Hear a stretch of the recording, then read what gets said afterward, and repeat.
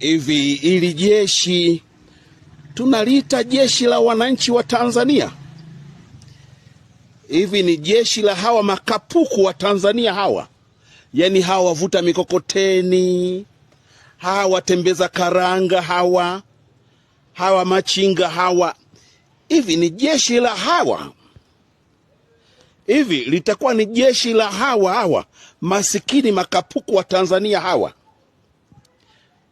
Sijui, kwa fikra zangu litakuwa ni jeshi la hawa matajiri hawa. Litakuwa ni jeshi la mabwanyenye aliowaita Nyerere mabwanyenye. Litakuwa labda ni jeshi la wanasiasa,